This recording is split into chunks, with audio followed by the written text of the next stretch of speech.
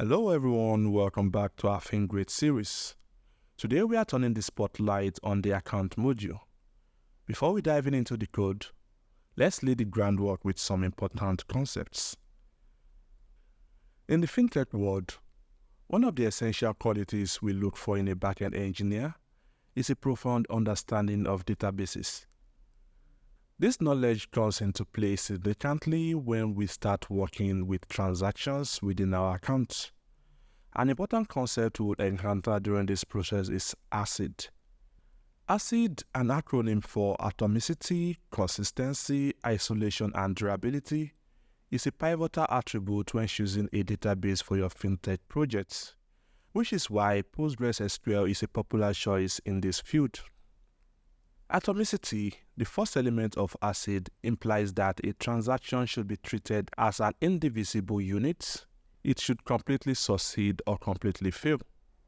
Here we are referring to a transaction in database terms, which it means grouping processes together to either collectively succeed or fail. Consistency, the second element, ensures that any transaction carried out transitions the database from one valid state to another. Isolation, as the term suggests, necessitates that each transaction is executed in isolation from others to maintain data integrity. Finally, durability assures that once a transaction is committed, it will stay committed, ensuring a reliable state for your transaction.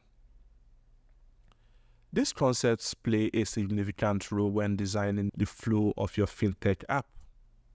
Now that we've gotten this crucial understanding, let's set the stage for our account module. We will start by defining our database flow, which involves the creation of three primary tables. The account table. This table manages a user's account info. It associates a user with an account which has a balance field and a currency type. While it's possible to specify an account type, we will not consider that aspect as it's typically involved in business processes. The entries table. This table acts as a log to record all transaction activities within the system. For the scope of our work, we will focus on logging in and out entries. The transfer table. This table deals with transfers. It keeps track of who is sending what, who is receiving the item being sent, and the purpose of the transaction. With this background, we are all set to dig into our coding section. Let's get started. Alright coders, welcome back to VS Code. So our plan now is to create our migrations, but before we get into that, I have a quick tidy up to do. We have to do that within our go.mod. And it's recommended to do this whenever we reach a landmark, the one we reached in our last episode when we created the user module.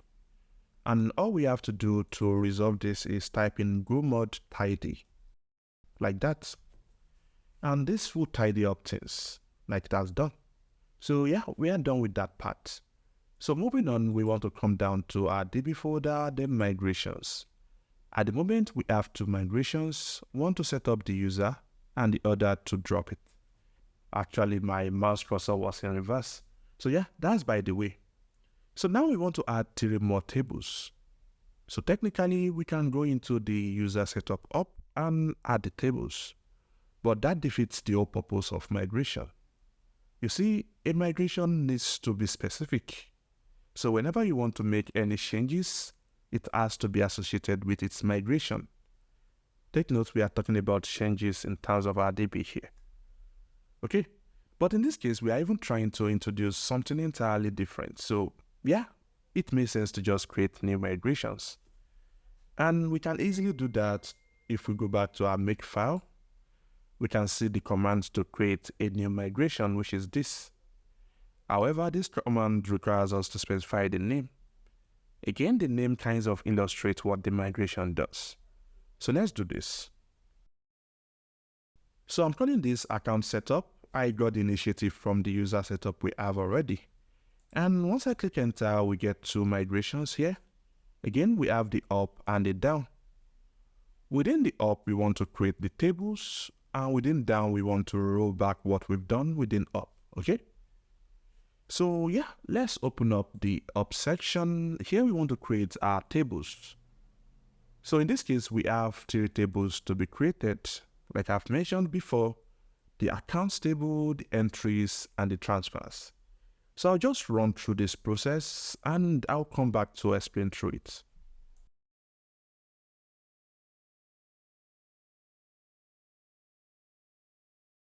Alright, so here is what we have for our 3 tables, the account, the entries, and the transfers. So let's quickly go through them. So we have the ID bit serial, which is a common field already. We've used this within the user setup. Then we have a new field, the balance field. And this type is a money type. And this is just going to format things to look like money, okay? And that's what we want. Then we have the currency field. And technically, we are going to be accepting 2 currencies. We have NGN and USD. However, we are not limiting it to just that. So that's why we are not creating a specific enum type within our database. Instead, we are just having varchar. So what we are going to do is we are going to control things from our Go code and just leave things the way they are here. Then we have the created ads. And finally, we have the user ID field, which is going to be a reference to the user table. So this way, we can associate a user with an account, okay? So that's what we did here. So this is just us adding the foreign key constraints, okay?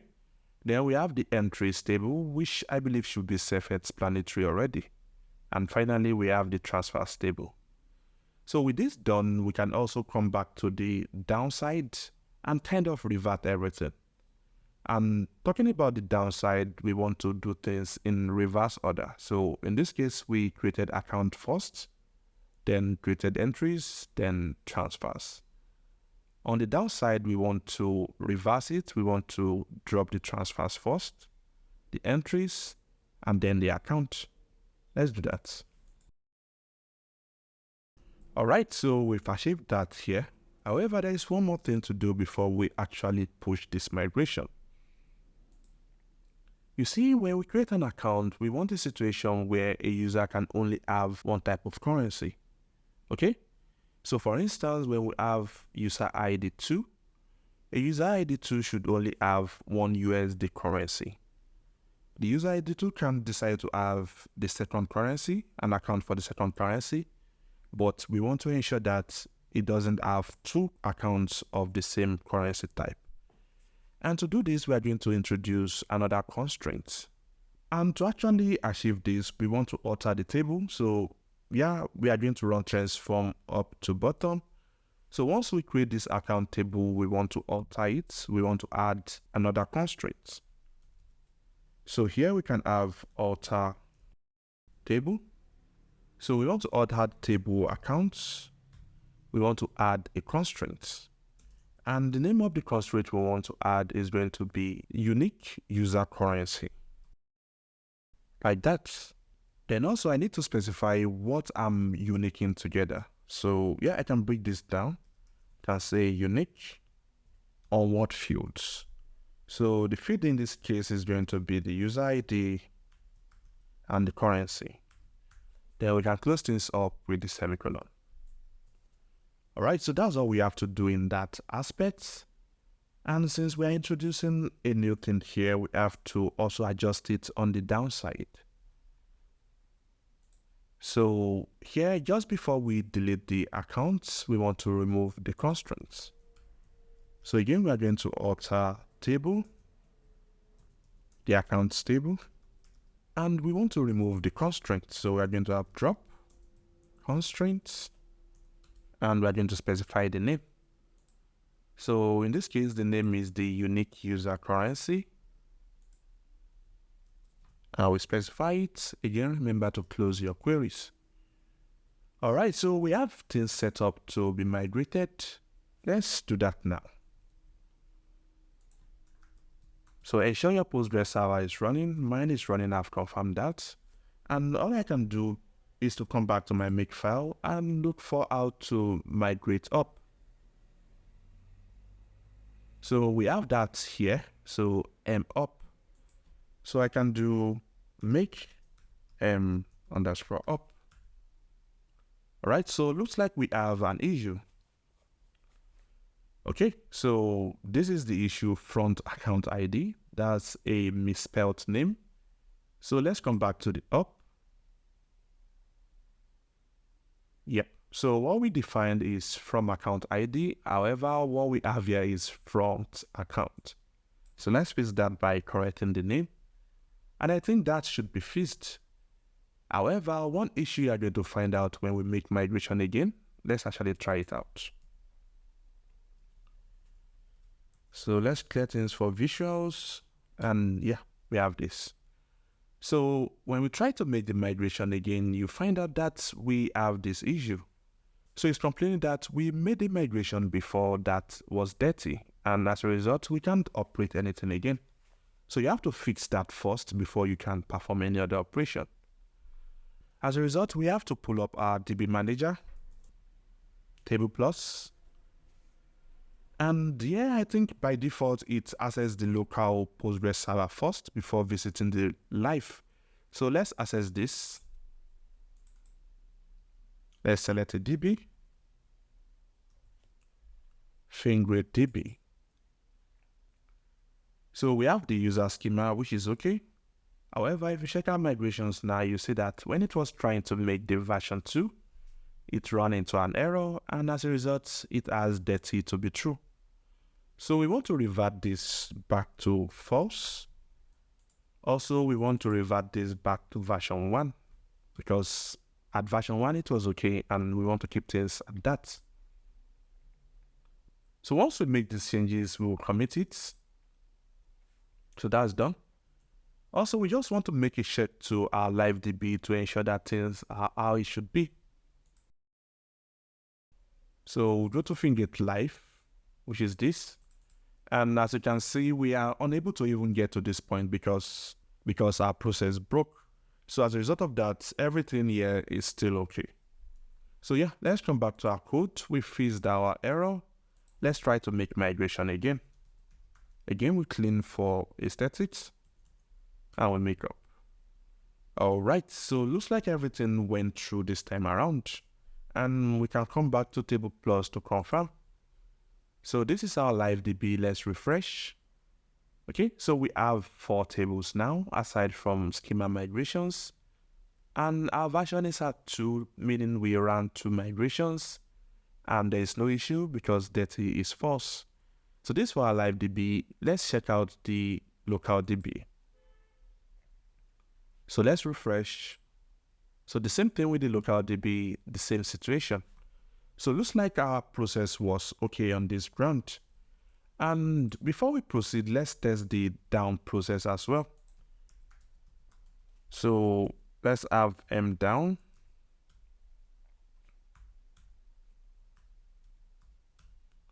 All right, so it looks like this is working as well. And we need to confirm this so that we just don't go ahead pushing something that might break. So yeah, we are sure that this is working. So now we can revert back to pushing things up to ensure that we have our tables how they should be.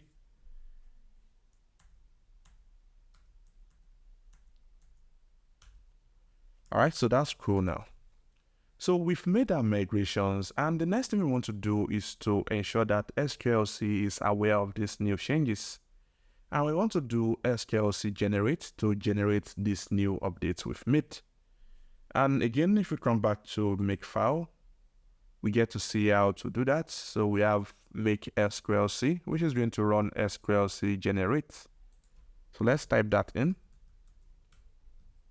All right, so this generated without any issue. And let's take a look at what it has generated.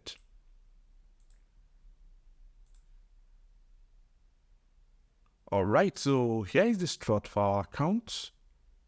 We have the balance as a string, which is not what we want. We specified a money type, which is kind of a float type or a decimal type or a double type that is formatted to fit a money. Okay, so it means it can accept decimal numbers. But in this case, we have string as reported by SQLC. And we won't be able to get adequate checker for this. So we need a typed system to be able to achieve type checks. And if we are trying to convert money into string, then yeah, that doesn't really work well. So the major reason why this is happening is because SQLC does not really recognize a money type. Okay? Note here that SQLC is trying to convert that type to an equivalent in Go. However, money type does not exist in Go. So by default, SQLC just changes things to string because, yeah, string can kind of take in anything.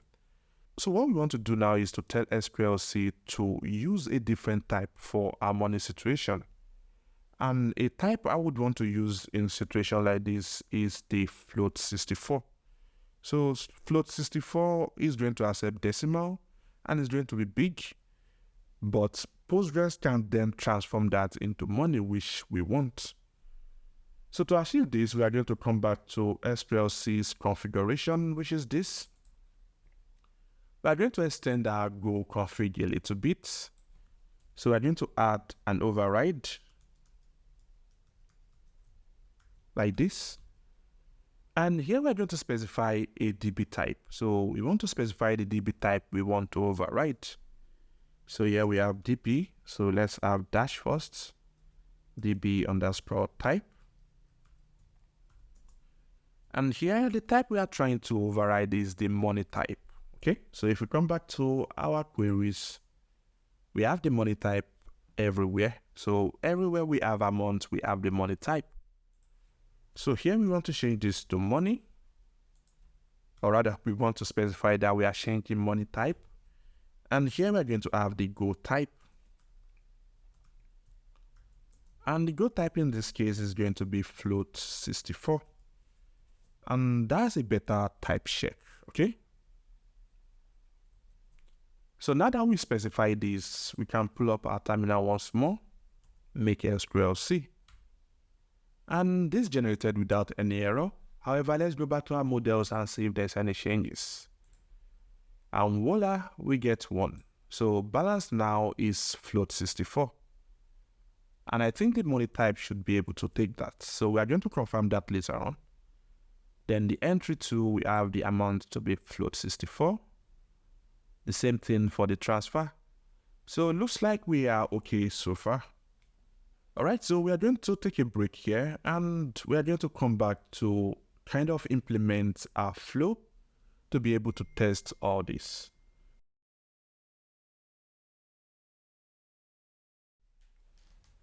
All right, so I hope we are refreshed now and yeah, we can continue with our flow. So now if we open the queries folder, remember we created the user's query here.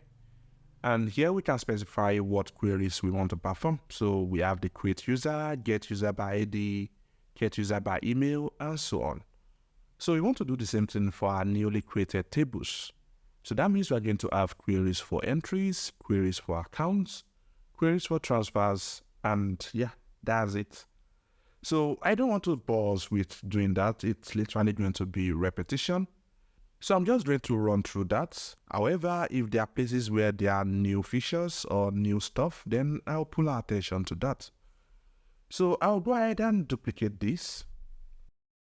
So I'll focus on the account first, then I'll traverse my way upwards.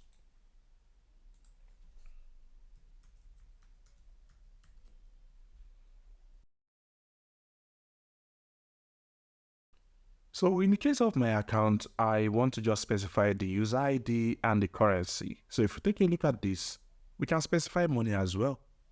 But technically, when you are creating an account, it should by default be 0. So once you've created the account, you can now decide to add money to it, but by default, it should be 0. And that's what we are going to go with. Okay? So here is my query for create accounts. And it's quite similar with what we have for create users. So I'll just go over the other ones.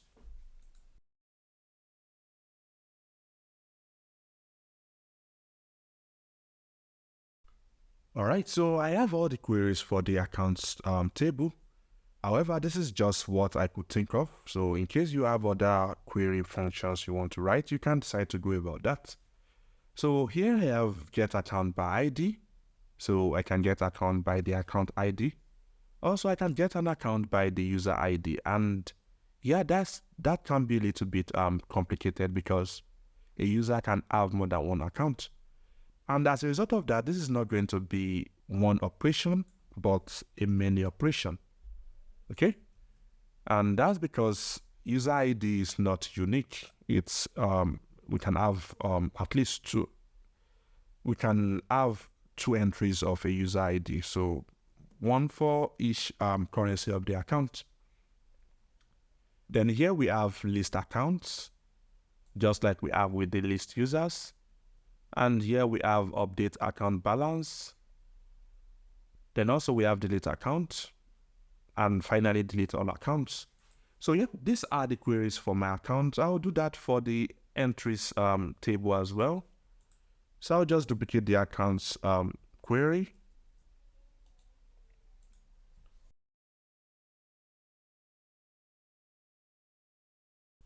All right, so here are the queries for the entries table.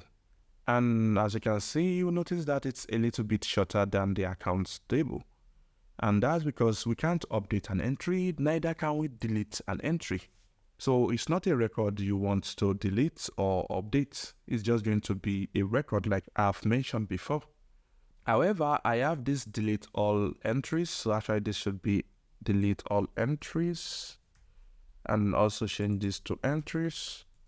And this would be useful for when we write our tests so we can clean up the entries table. So yeah, this is what we have for the entries. So we can create an entry. So this should be create entry. And all we need for this is going to be the account ID as well as the amount. Then yeah, we have the values. Then we can get entry by its ID, and that should be unique. I don't see a reason why I want to get an entry by its ID, but for record keeping, we can have that. Then we can get entries by the account ID. So yeah, we can have multiple entries for an account. So that's going to be many. Then we can list entries. And finally, we can delete all entries. So finally, we are left with just one more to go. And that's the transfers.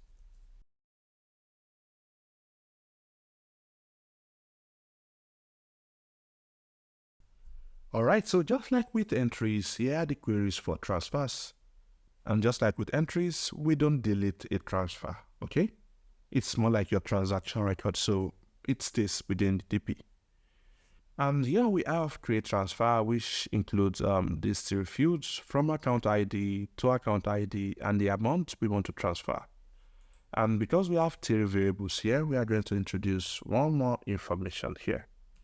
And that's going to be theory. So get transfer by ID, we can do that. Get transfer by from account ID, we can do that. And again, from account ID can have many transfers. The same thing for to account ID, it can have many transfers. Then here we can list out our transfers. And finally, we can delete all transfers. So these are just few queries I could think of. It can be as much as you want. Okay, so yeah, try to improvise on your own. So now that we have these queries, we want to run our SQLC again to generate the necessary code for it. So back within our terminal, we have make SQLC, and we have an issue. So could not determine data type for parameter 2. So yeah, that's an issue. And that's within accounts.sql. Line 18. Yep.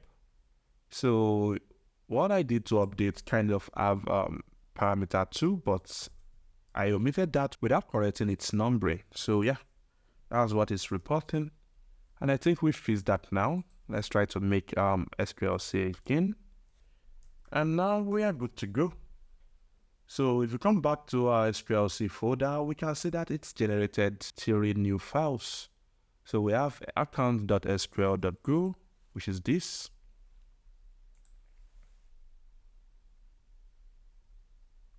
So we can go through this just we add with the users.sql.go. Yeah, we have similar thing.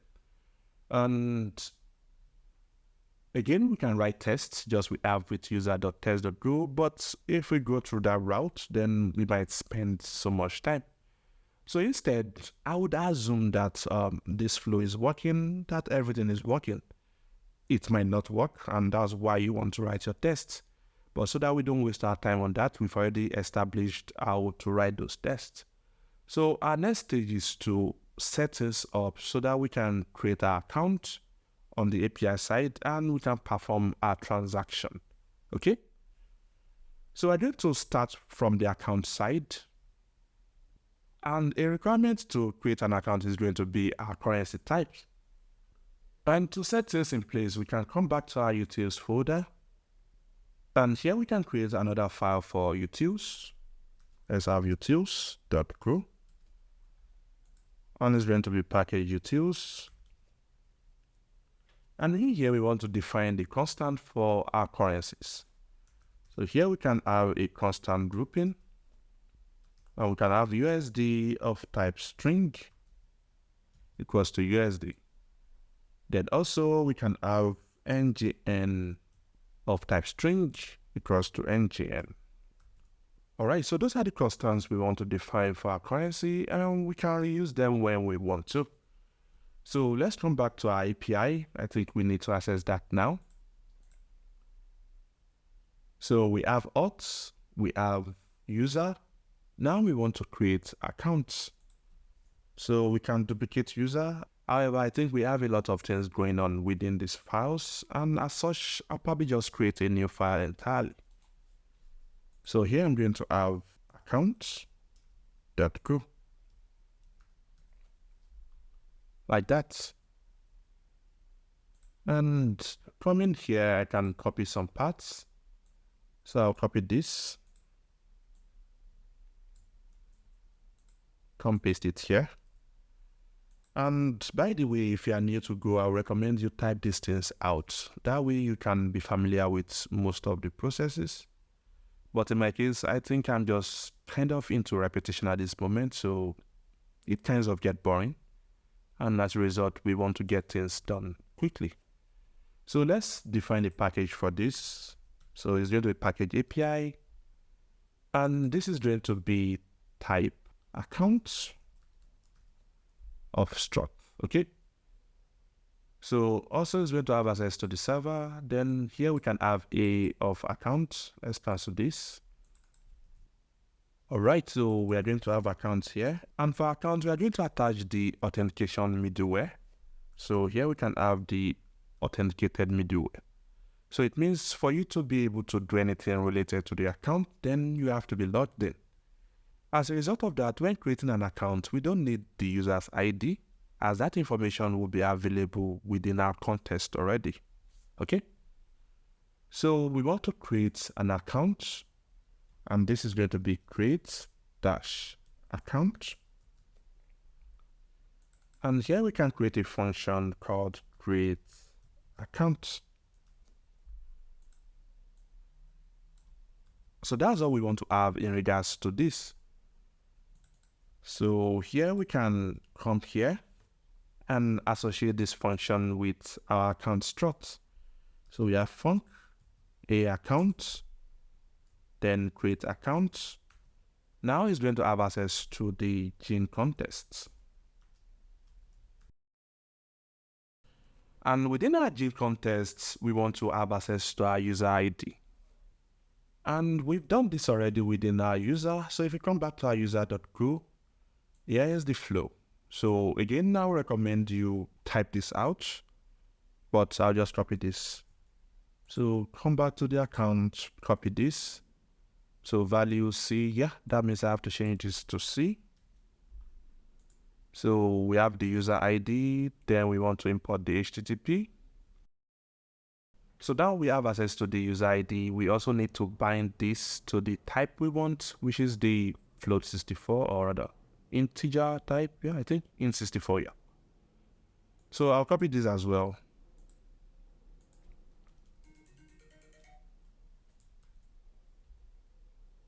So at this point now, we have access to the user ID, and all we require now is just the currency type. Okay, so let's confirm that. So from our body, we are expecting a currency field. So we can define a struct for this to represent our request struct. So here we're going to have type. And here we're going to have currency. Again, remember to always start with capital letter because it's going to be exported. So currency of type string, then we have the JSON representation. All right, so like that. So the next thing is we want to define our account information. So here we can have ACC, then equals to new account requests. So we have that. Next, we want to bind things.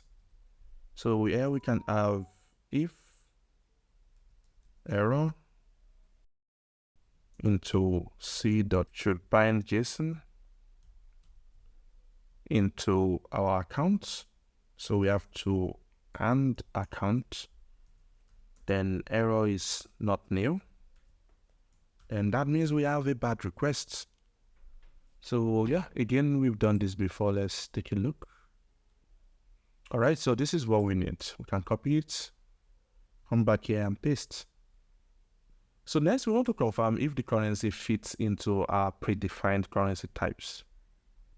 And technically, what you'll be thinking is that, okay, we want to start checking if currency is equivalent to USD or if currency is equivalent to NKN. So now imagine if our currency becomes like 1 million, then are we going to be doing that comparison? Obviously, no. So what we want to do instead is we want to ensure that at the process of this verification, we can also confirm that this currency is correct. So far so good. We have the currency as just a field here. We actually have not defined any validation. So here we can specify in binding. We can say this is required. Then aside from that, we also want to tell it that we want it to be of type currency. And in this case, we want to define a type for that. So we want to kind of immerse ourselves into the realm of custom validation. So we might think, okay, that's just going to be straightforward. We just write a quick function to kind of perform our validation. However, that can be a little bit tricky. So again, we've done a lot. I think it's time for us to take some break and relax, and we'll come back to implement our validation. Then we can continue with our flow.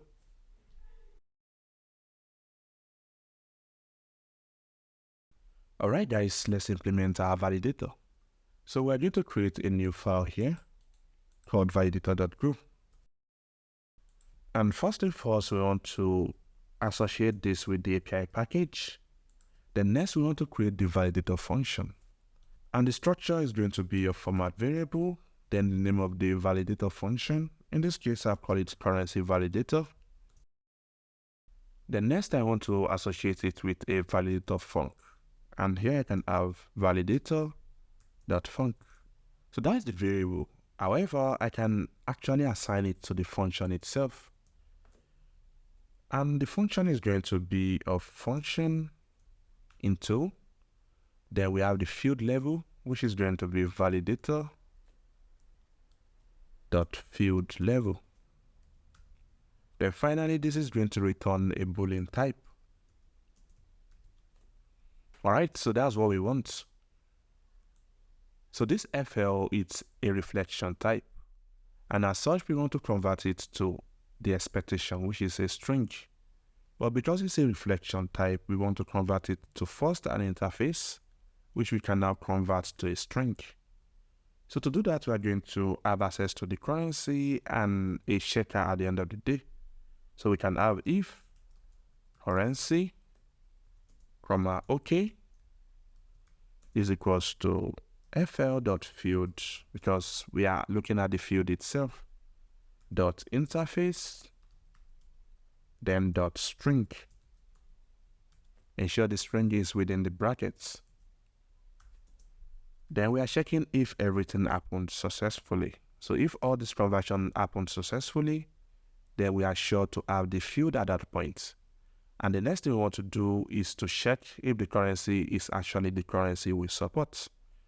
However, if that's not the case, then we can return false. Okay?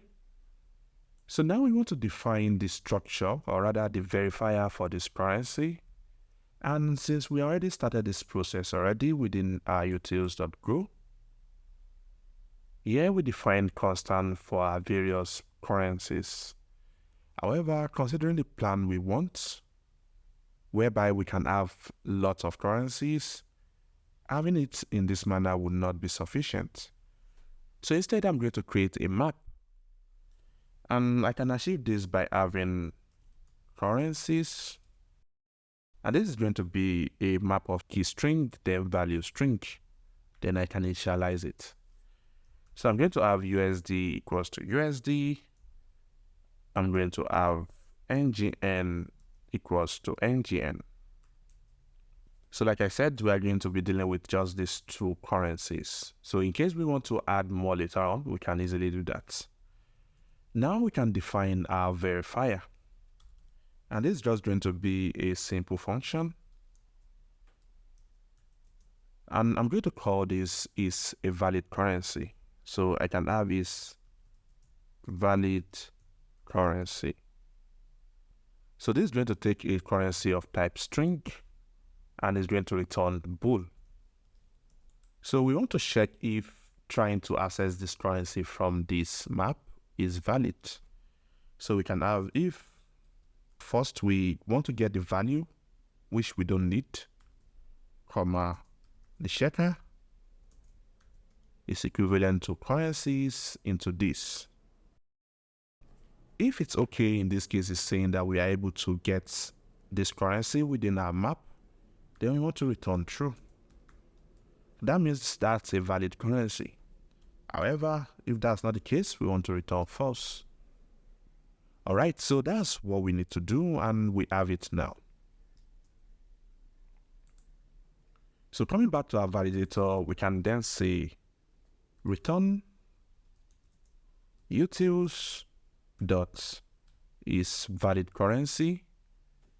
Then we specify our currency like that. And we are done with our validator. So the next thing we want to do is to register this validator.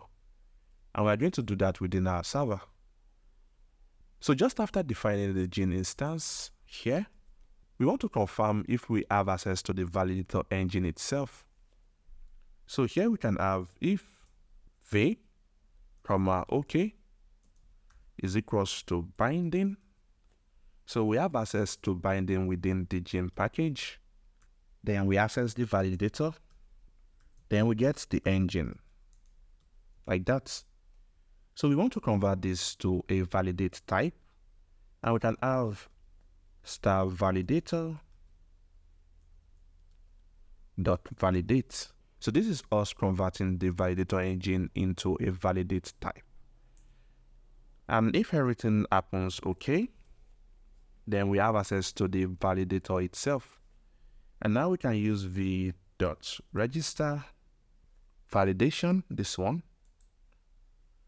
And we're going to specify the name of the validator, which in this case would be currency. Then the validator function itself, which is currency validator. And that's all we need to do. We've registered our validator.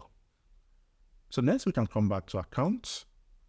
And back within our request struct, we already specified the required binding. So one more binding we want to add is going to be the name of our validator, which is currency. So yeah, that's all we need to do. So with this done now, it means whichever result we have here is going to satisfy what we need. That means this validation is going to take care of if we are getting the value at all, and if the value is what we expect. So now we can specify the argument, which is going to be db.createAccount. So create account params, and here we can specify our value. So we have the user ID, which is going to be user ID. So we're converting that to int32. Then we need the currency, which is going to be acc.currency. All right, so we have that. So next we want to create the account itself. So here we can have account, comma, error. And here we want to have a.server.queries.create account. And we're going to specify the context.background, then the arguments. So if there is an error, the possible errors we can have is if we are creating an account that exists already. And a case of account that exists would be a case of creating the same currency again. So if we have a USD account, we can create a USD account. And the issue I'm going to have here is going to be a unique error issue. I remember we've encountered that issue before. So if we go back to the auth.group file and we scroll down, this is the error. So we can copy this whole part and paste here. And we need to import this package. It's not giving me a suggestion. So what I'll do instead is just come back here and import the PQ package. This is what I need. All right, so that's done. So we are going to change the error information from user already exists to you already have an account with this currency. All right, so we are good on that note. So the rest now is to return our account back to the user. So here we can have c.json, and this is a creation status. So we can have http.created status. Then finally we send the account as well. So that's our process, and that's our account creation. However, all we've been doing so far is just within the account.go file. We've not registered it within our server. So we can come back to the server, come here, have account, then router S, and that'll be it.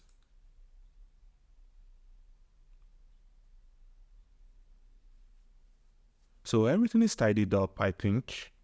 So let's go ahead to test it and see if it actually works.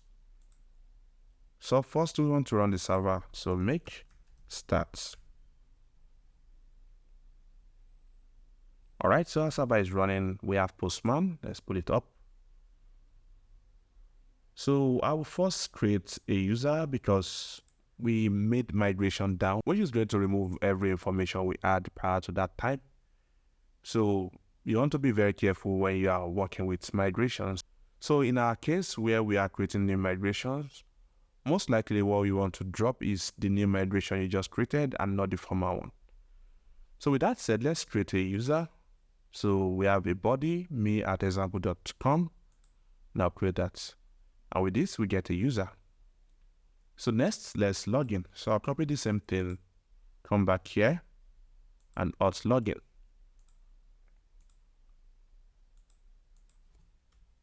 So here is the body for my login information. Then I enter, then I get a token. However, we'll get to that later on. So let's come back here. Let's have this. So this is what we want to work with. We want to create an account, and we are going to use the post request. So we specify raw type and JSON. So let's make a request without sending anything at first. So we got that the request is unauthorized. So since we have our authorization token, we can come here, access the bearer token, and paste our bearer token. Actually, we didn't copy that. So let's copy this. Come back here again, paste our bearer token. So now that we have the valid bearer token, let's confirm again. So now we are getting that the currency field is required. So field validation for currency field unrequired. So let's fix that by specifying currency. So let's make it into a string. Yep. And for now, let's use the GBP currency. So note that this currency is not a valid type. Okay. So let's send, we get an error back that this is not a valid currency. So let's use a valid one. engine n and send. So we have an error that is quite unique. So the error is saying that we were able to create this account.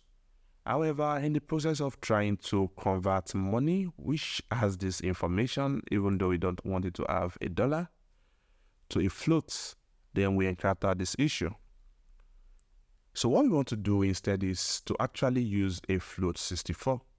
The whole point of trying to use money is to have this kind of decimal value. So we have the main value and we have 2 decimal places. However, with float 64, even though we have lots of decimal places, we can easily format it if we want to. So yeah, let's fix this. So since we are going to be using float 64, if we come back to our account up, I'm going to change this from money to double precision. So double precision is float 64. And if you want float 32, you use float, okay? So you'll be wondering, why am I not creating a new migration to do this? Well, this itself is not a valid migration because it's not successful at this point. We are not able to use it. So it's not as if it's an addition or a modification. It's actually a correction in itself. So as a result of that, we are correcting this migration. So to actually see this work, we have to drop our current one. And let's clear this terminal first. Can have make m down. All right.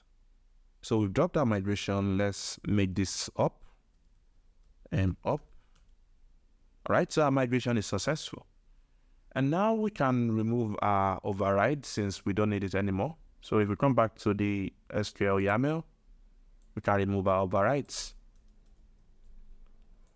So now we can do make SQLC, and it's going to generate the new information, which we can confirm within the models.grow. So now our balance is float 64.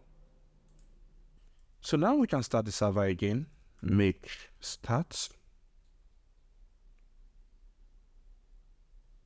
All right, our server is up and running. Let's retry all our process. So we first create an account, created successfully. We log in into that account, logged in successfully. Now we can copy this, replace our bearer token with what we have.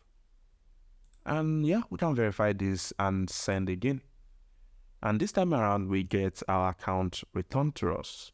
However, the balance is 0 instead of 0.0. And I guess that can be interpreted to just 0.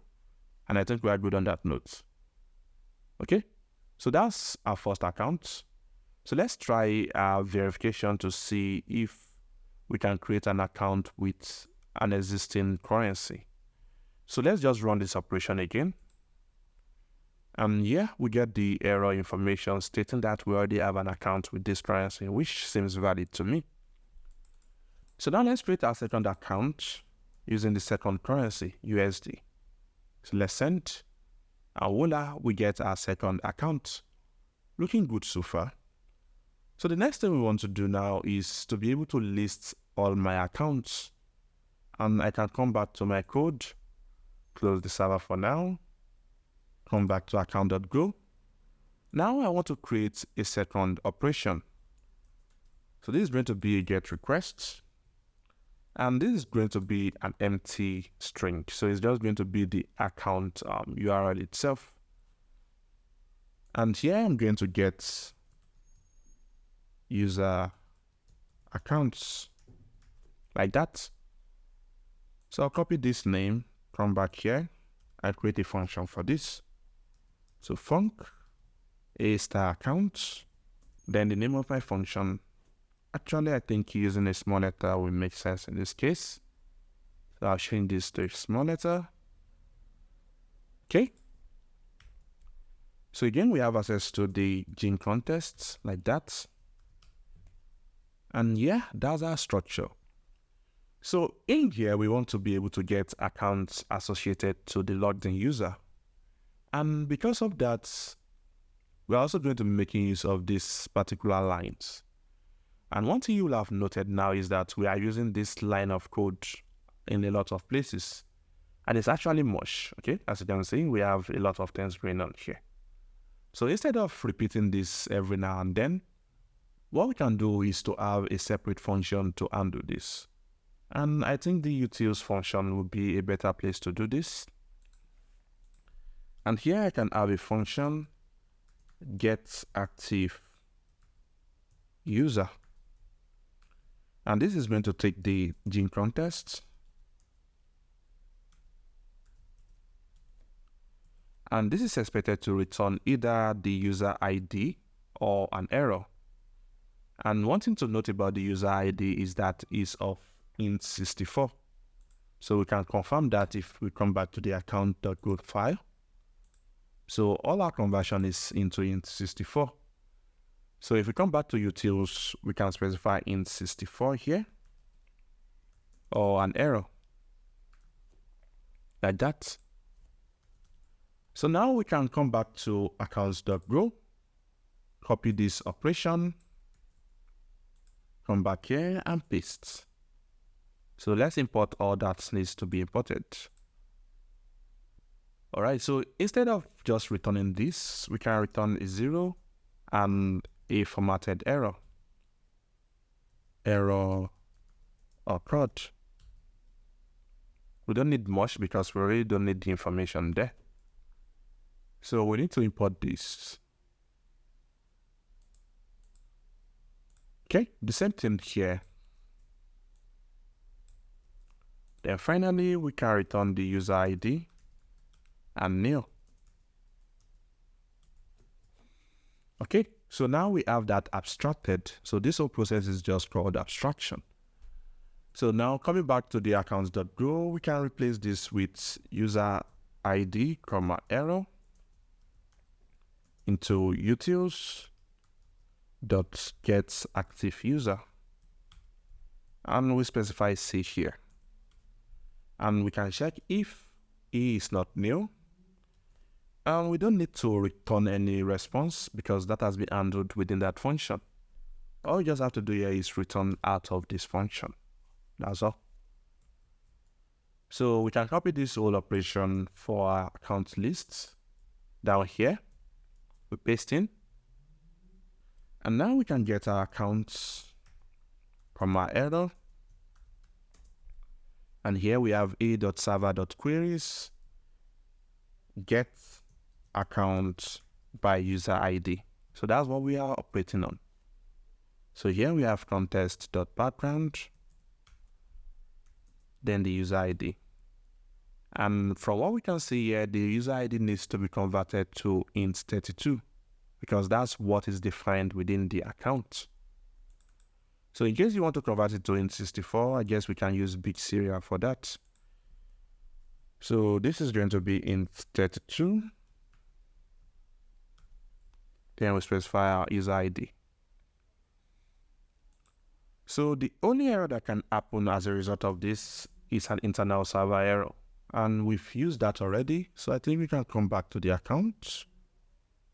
Yep, so this is what we need. Come back to the accounts.grow. If error is not new, then we want to return this.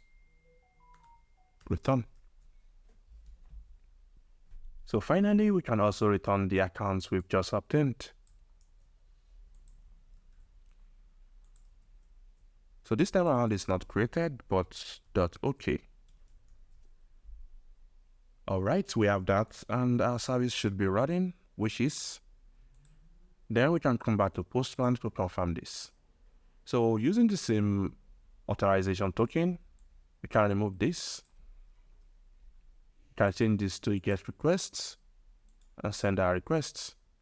So now we have all the accounts associated with this user, the logged in user. So let's confirm if this is actually working. So let's create a new user as me1 and create. So that's created. Let's log in with me1. And let's copy the token. Come back here, change the authorization token, and paste. And as we can see, we got an empty array. which means this user does not have an account yet. And we can create one. Change this to posts, come to the body, and we create. So now this user has an account. And if we revert back to listing it out, as we can see, we get the accounts belonging to this user.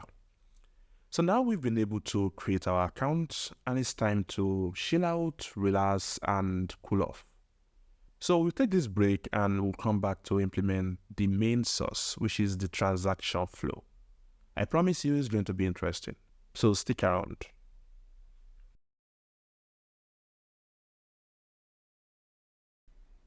All right, guys, welcome back. So now it's time to start working on our transaction flow. So to achieve this, we have to take a look at what we have in existence. So if we go back to our DB folder, and we check SQLC, and we check db.go itself, we'll see that we have some preparation already, and we are talking about the with TS function here. And I think you get the whole idea. We can have a general DB and we can have a transaction DB. And when we want to perform a transaction, what we are going with is the transaction DB. So as much as we can perform our transaction DB with this flow, this would not be enough to achieve our aim for our transaction. So I'm going to create a separate file within SQLC, and I'll call this store.go. So this is me trying to create my own transaction flow and not using the one provided to me by SQLC itself. So this is just telling me that, okay, I can perform transaction with this, but it's not completing the flow. So I'll quickly highlight what my aim is here. When we want to perform a transaction, we start with begin. So in case you want to try it on your DB yourself, then you have something like begin TS. So this is telling the database that is trying to start a transaction. Then you perform all your operations, maybe in this case, transfer, money. Then after that is done, you want to enter your entries. So enter entry, or rather entry 1 for money in, then entry 2 for money out. So I can say in and out, like that. Then finally, I want to update my balance. So this is what you want to perform within your transaction, and all these 4 flows must happen without any issue. So if there's any issue with one, then all the transaction has failed. So if when you transfer money there is an issue, then your transaction is cancelled. The same thing for this, the same thing for this until update balance. Okay, this should be transfer. The only time your transaction is successful is if every one of these is successful. Then after that, you can commit your transaction. Commit transaction. So that's the flow. So compared to what we are given by this is just creating a transaction interface. So we're going to see that later on. But what we want to have instead is a complete flow. A flow that has the begin and the end, then consider all our intermediate queries in between. So let's get into that. So I can comment this so that we have that as a reference. But first, I'm going to add a package to this, package DB. Then in here, I'm going to define a new struct called struct, like that.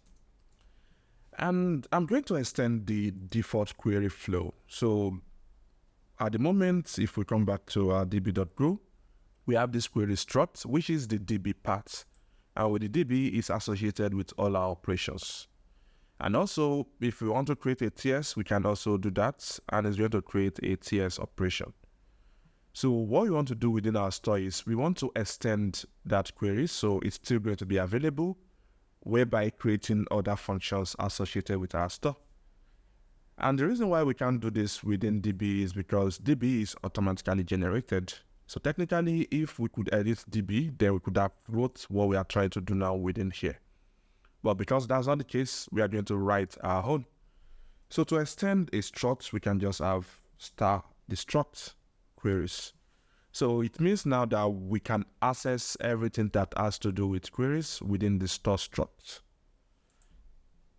Also, I want to have the DB information within the store struct itself. So I can have DB and reference the SQL DB. Like that. So the next, and I'm sure we'll have known this already, is to create a new store. So we have func new store, and it's going to return store. So this is expecting a DB information, which we are going to get from when we create a DB connection. So we're going to have DB, then star SQL DB, like that. And we are going to return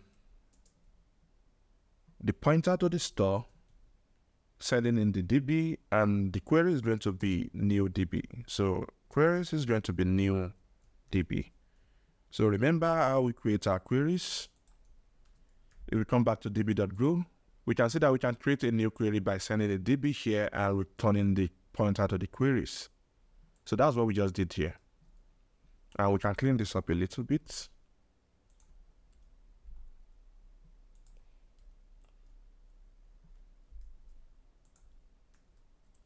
All right, cool.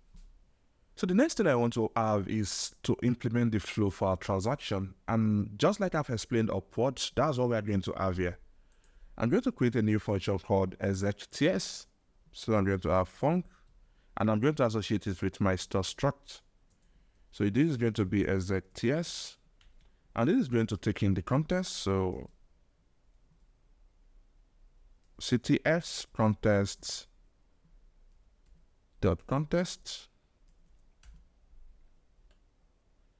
Then this is going to have a callback function. So see all this process within this transaction as something that is going to happen within a callback function. So what we are doing here is we are trying to abstract this process. So we're going to begin our TS, and if there's an issue within our callback function, then we are going to cancel the transaction. However, if everything is successful, then we are going to commit that transaction. So our function is going to be FQ. We can use anything. And we are going to have the structure. It's going to have queries within it so that we can have access to those queries within the function.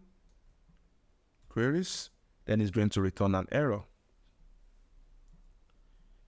So that's for the function. execTS itself is going to return an error as a possibility.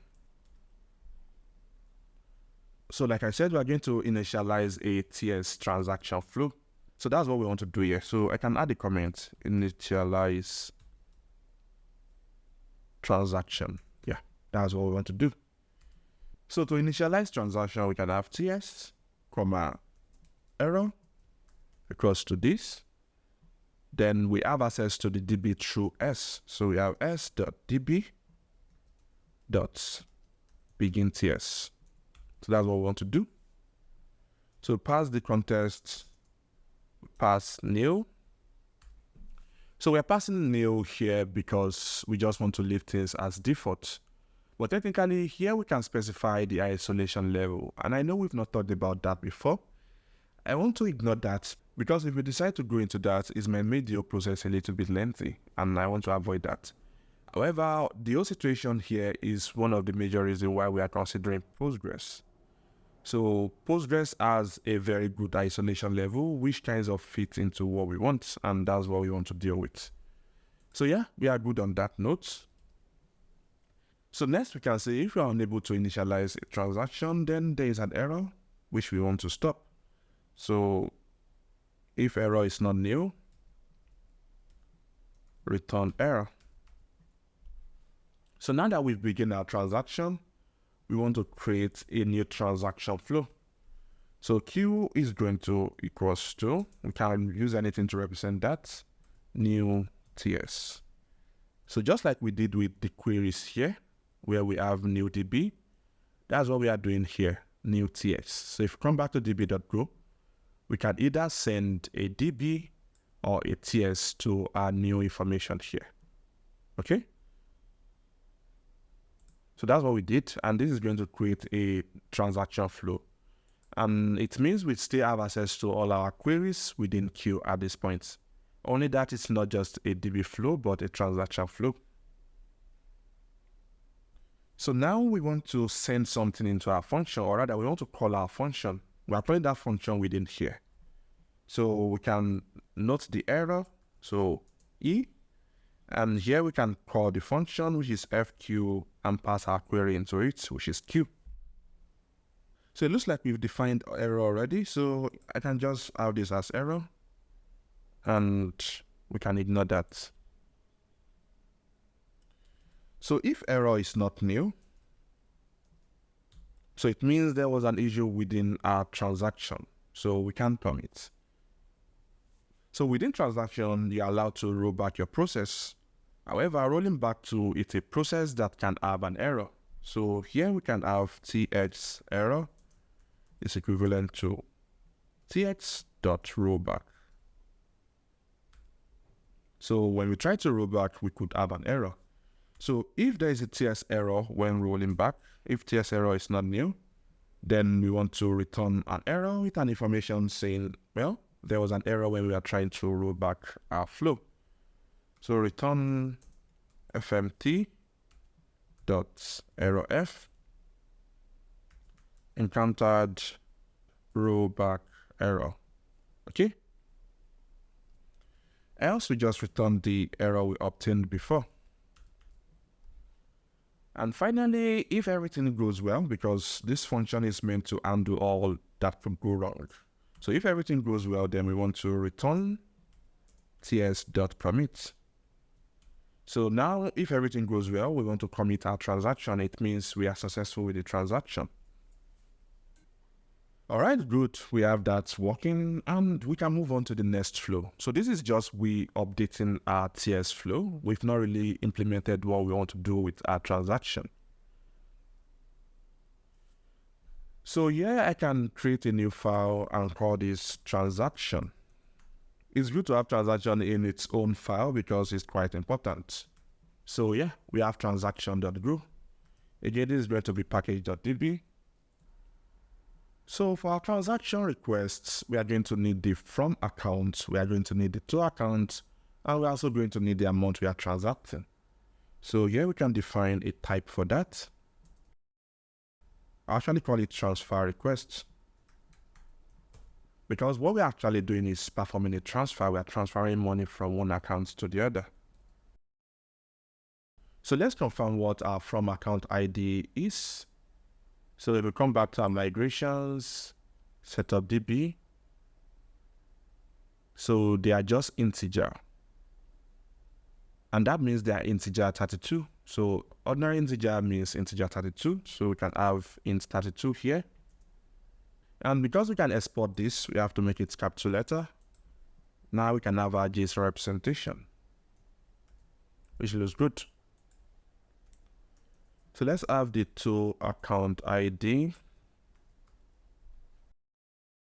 Then finally, the amount. So the amount is float 64. That's double precision. All right, so that's our transfer request struct. Also, we're going to need a transfer response. And the transfer response is just going to hold information about what we are doing. So our transfer response is going to hold information about the account involved. So it's going to include both the from account, the to account, the transfer information itself, the entry in, and the entry out. So yeah, those are the information we want to have that. So here we can have transfer TX. So let's call it TX because this is kind of peculiar to the transaction operation. So this is going to be response. There's going to be a struct. So like I said, we're going to have information about the from account. And this time it's not an ID, but an account itself. And here we can have access to an account. So if we check this, we'll see the model. Okay, so this is an account. And also we want to have a JSON representation of it, like that. So to account account, the same thing. Then we want to have the entry in. So what we sent in. And this is going to be entry. We also have entry. Then entry out. What we sent out. Then finally the transfer itself.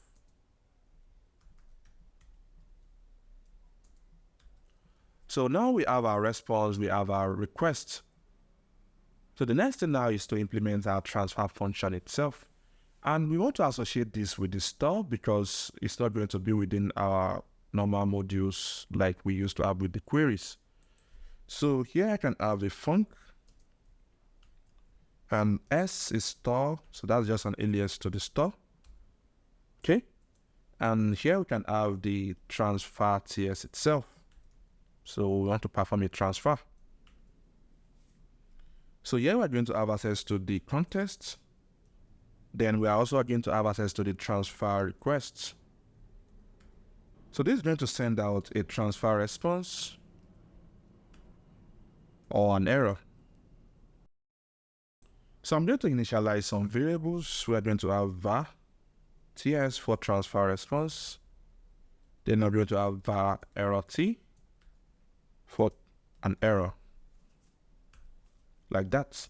And the reason why I'm initializing this variable is because I want them to be global to our callback function, so we can just access them from anywhere within our transfer block.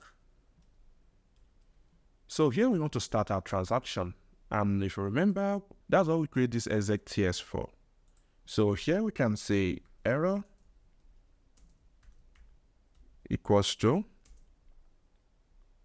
s.exec ts, and we're going to send the CTS to it, and also we want to send the function to it. So here we're going to have func into queue, then queries, and we're expecting it to return an error. So this is our callback function. We can decide to define this function somewhere else. However, we are defining it here because this is where we need it. This is where we are performing our operation. So first thing first, we want to transfer our money. So transfer money. Next, we want to record our entries. Record entries. Then finally, we want to update our balance. Like that. So let's take a look at our queries. If we come back to queries, come back to accounts, we see that we can update our balance with this. And that's just all we need to do. So we can set our balance to what we want. However, you note that this is just going to perform the transaction. We've not really considered if the person trying to perform a transaction has enough money or not. So that's not going to be part of the transaction itself. That's going to be more like a prerequisite. So before we even start the transaction itself, we will have checked if the person has enough money to send. Okay, so that's something to note. But in here, we just want to perform our transaction. So to perform a transfer, all we need to do is to get the transfer arg. So we can have t arg equals to create transfer params. So we are within the DB package, so we have access to these things directly. Okay, so you should take note of that. And this params is going to include the from account ID, which we have within our tr.from account ID. Then the to account ID, again tr to account ID. Then finally the amount, tr.amount. Okay, looks like there is an issue with our amount. Let's take a look. All right, so looks like we are missing something. So let's take a look at the models. All right, so looks like we omitted the amount for transfer. So let's go back to our DB. Again, we are trying to fix an error. This is not we updating the DB, okay? Because whatever you do here, once you push, then you are certain that it's working. But before you push, you want to make sure that everything is working as it should be. So if we come back to our transfer, this is money. However, we've changed things from money to double precision. So I just change everything to double precision. All right, so we're done with that. So let's stop our server. So make migration down. So let's take a look at the M down so that we don't remove our users. So if we come back to make, so M down, make migrations, the migration part and stuff. So our aim here is to be able to run for just the last migration. Okay, so the last migration we made was this. So technically we could have just used make M down and it's going to roll back everything, but we want to be specific as to just one. Okay, so here we want to adjust this a little bit. So instead of just ending it at down, we want to add one extra information, which is going to be the count or the number of migration we want to roll back or roll up. Okay, so here we're going to have $ into count. So we're going to have the same thing for the second migration as well. All right, so that's been updated. So make down, then we can have count equals to 1. So it's going to roll back the last migration and not all migrations. So let's click enter. All right, so as you can see, that seems to work. And if we come back to our table plus, I'll refresh, we see that we are left with just the users table and our users still remain intact. So yeah, we are good on that note. And if we did not specify anything, so for example, if you ignore count, then it's going to be an empty string. So if you want to roll back all migration, then it's still going to work.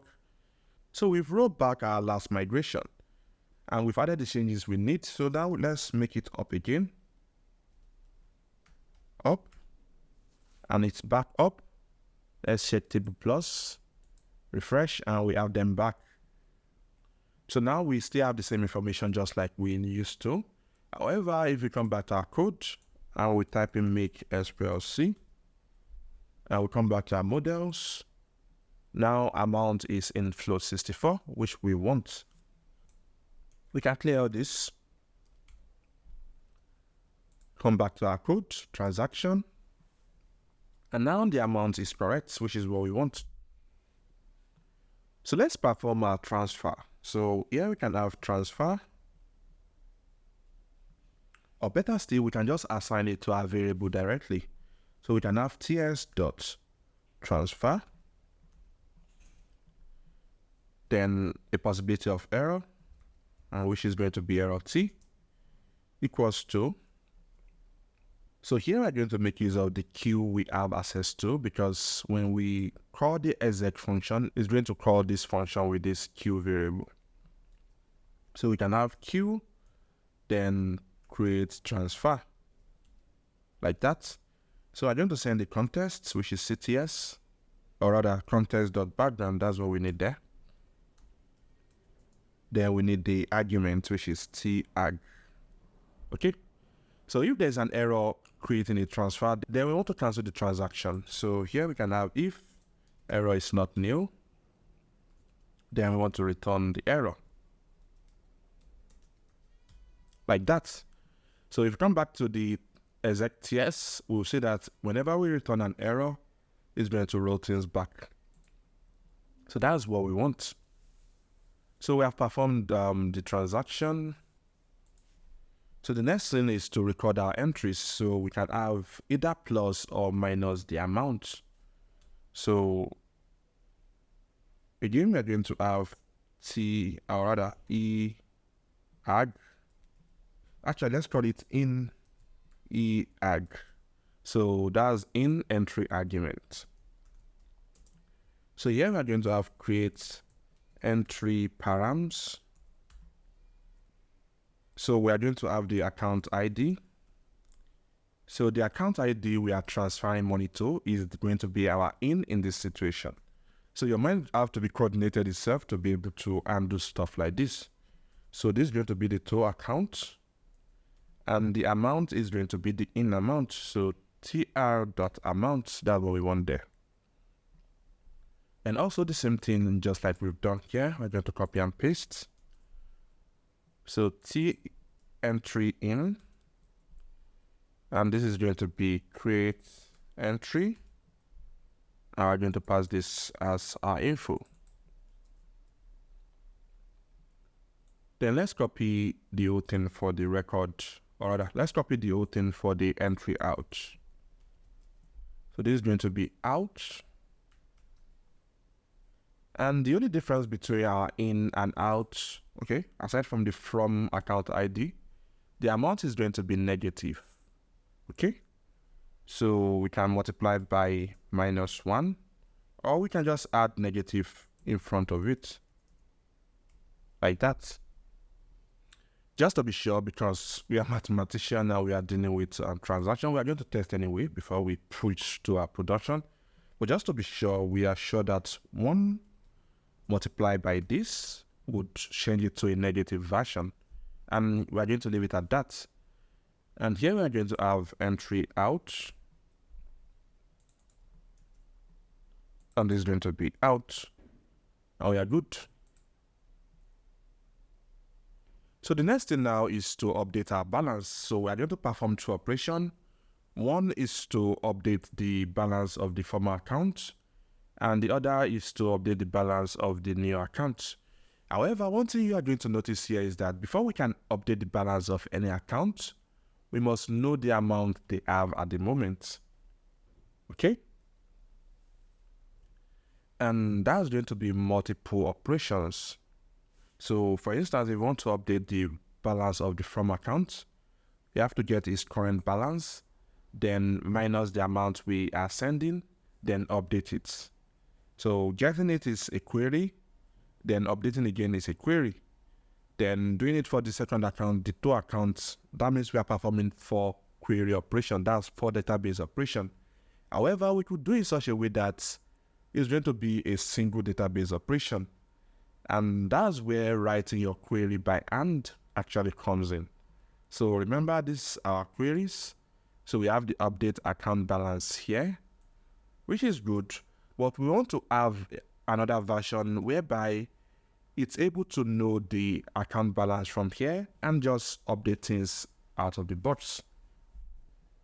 And doing that is actually very easy. All we have to do is to create a new query. Name update account balance.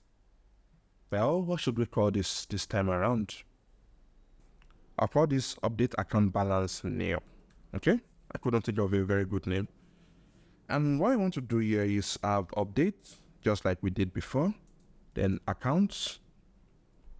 So here we're just sending in a new value here. However, okay, let's have the remaining part first before we start discussing about what we are trying to do. However, one thing we can do in the scenario of what we are trying to achieve is to minus what we are sending from the existing balance, just like this. So this is you performing mathematical operation we were meant to perform before, but here we could just do this within a single query. So instead of trying to perform multiple queries just to do this, we could do this with just a single query. So now that we have this, we can make SQLC to update our queries. All right, so that's generated and it looks okay. So now we can come back here and the same thing, update to account. So let's do to add, okay, to add. So create, or rather, update account balance new. So this is what we want to work with. New params. So we are looking at the params. So next we want to specify our arguments. So our argument for this is going to be the balance. And that's something to note. So if we come back to this is expecting a balance and an ID. And yeah, this may be balance, but balance technically means the amount that will remain. But in the case of the account balance new params, we don't want this to be balance actually. We want this to be the amount. So it's going to deduct the amount from the existing balance and update it. And there is also a way to adjust that, so we can tell SQLC to give it a different name. So back within our accounts query, we are going to change this information from $1 to sqlc.argument, and this is going to be amount. And instead of this being $2, we can change this to sqlc.add into ID. So it looks like our ID is okay by default. So if we come back to accounts.sql go, it's ID, but yeah, it's just okay to specify it out like that. So let's clean things up. All right, so we've done that. Let's make SQLC again. So everything happened successfully. Let's check accounts.grow. And now we have amount, which makes more sense. So we are trying to update our balance with a specific amount. So here, instead of having it as balance, we are going to have it as amount. And what amount do we want to update our balance with? Okay, so I think I have seen another issue here. So how do we want to input that amount? In this case, we are updating the balance for the account we are going to, and it should be a plus situation and not a minus. So let's come back to the accounts query once again. And instead of this being a minus, we can change it to plus. So our amount later can either be a plus or minus, depending on the situation we want it to be. But let's have balance as plus in our situation.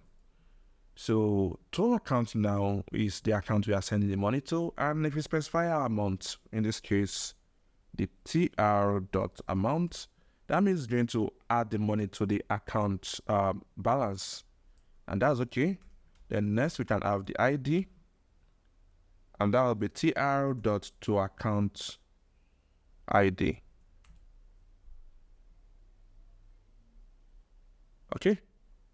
So that's our params. Let's perform the operation. So here we can have tx.toAccount, then comma error t equals to q.update account balance name. So we have context.background, then to add like that. So again, if error t is not new, we have this. So it looks like this is an error. I don't know why. Oh, okay. I see the error. So the error is just this colon. So yeah, we are not defining new variables. We already have the variable. Okay, so that was the error. And yeah, we have to account now. Let's deal with from account. So we change this to from. And the amount in this situation is going to be the negative amount. So that means we want to minus it. So again, we just have 1 minus 1 multiplied by the amount. And this is going to be the from account. So here we're going to change this from to add to from ang. And this is going to be from account. So after everything, if there is no error, we can return nil. Like that. So it means our transaction was successful. So finally, we can return th, error. So this. Yep, it's complaining because we didn't initialize it. All right, so that's all we have to do in regards to our transaction flow. Okay, so it's saying we could just use the create transfer params instead of transfer request because they are literally the same thing. Yep, I guess we could do that. So here we are just going to have it as the tr.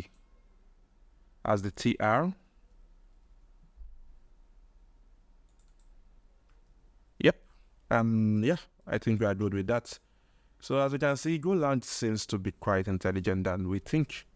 So it's giving us all the necessary updates. We don't need to define this actually. It already exists. Okay. All right, so we have our transaction TS, and It's just a function now. We've not really performed any transaction. And technically, like I said, when we create a function like this, we could run our tests. We could write our tests to test things out here. And actually, I think we should do that. We should write our tests to test things out. And I think we've spent some time without taking any break. So this is going to be another good time to take a break and refresh. And we'll come back again to write our tests.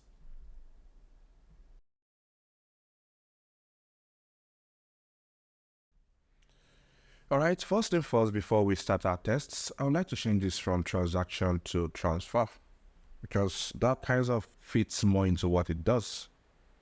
So if we check this out, you'll find out that everything about it involves transfer. So I think calling it transfer makes more sense. So let's write the test for the transfer. We come down to user tests, we create a new file. So before we write our test, we need some adjustments to be made. So if we come back to main.tests, we defined our test queries as such. However, what we want to define here is going to be store instead of test queries. So we are going to change this from db test query to db store. Like that. And now we are going to create new store. And we're going to send in the connection. And that's all we need to do. And every other thing should still work. So let's confirm by running our users tests. So let's run the package tests. All right, so everything still works as it should. So now let's talk about our transfer tests. So just like we have for the user test, we are going to create a function for that. All right, so to perform the transfer, we are going to need the account IDs we are going to use. And to get our account IDs, we need to create the user. So to create a user, we can use the create random user method we defined within our user tests. And we should have access to all these functions since we're in the same package, okay? So we can come here, transfer tests, can have user 1, create random user, and we're going to pass test in here. User 2, create random user, the same thing. So now we have two users which we want to perform our transaction between. Next, we want to create the account for them. So we don't have a random account yet. So let's create a function to create a random account. So creating a random account is going to require the user ID. So we're going to have the user ID of int64, I believe. And it's going to require the testing T as well. Like that. So our expectation from this is going to be an account which we can obtain from the DB. So db.account. So to create an account, we are going to have the argument db.createAccountParams. We need the user ID, which is going to be the user ID. Okay, actually the user ID should be in 32. But what we are going to obtain from here is going to be in 64. So yeah, I guess we can do the conversion here. So the next thing we'll need is the balance. We can specify a balance. So the balance can be random, but because we want to perform a test, we want to know the value we are dealing with. So for now, I'm going to give them 200 balance. So that's going to be the money they have. Then finally, I can have currency. So it looks like I'm having an issue with balance. Let's take a look. Okay, creating an account doesn't take in balance. That shouldn't be it. So now we can have the balance here and $2. Alright, so now with that done, let's make SQLC again. Okay, so now we should have an update within our accounts. Okay, we didn't save this, so let's save. Let's do that again. Check accounts. So now we have the three options, which makes more sense.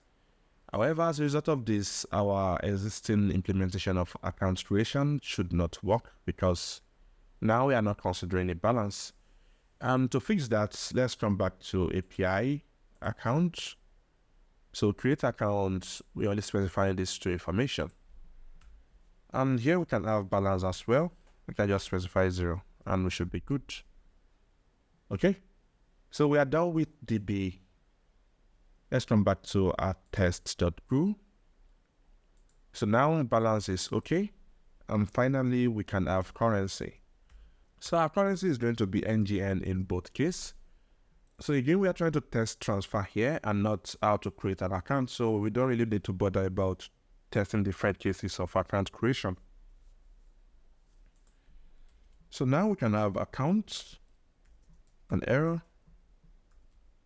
Then we can have, so we need queries in this situation. And we can use test query dot create account. So context.background and our arguments. So as you can see, even though we are using the store, we still have the same effect. So since this is a test, we can just perform our regular test. So let's come here. Let's copy all this.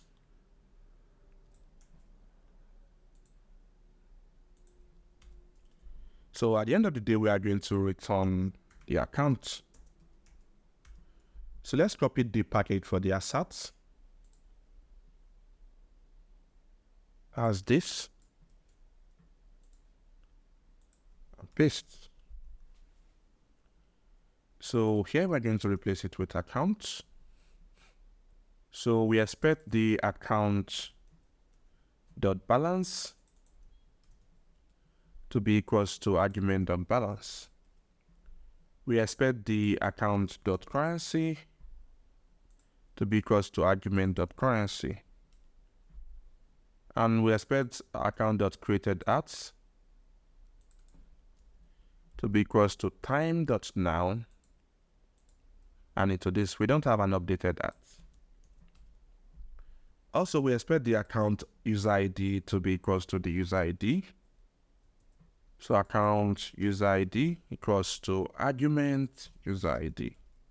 All right, so those are all our assertions. And with this, we should be able to create a random account. So here we're going to have account 1, which is equals to create random account. We specify user 1.id, then testing t. So let's have account 2.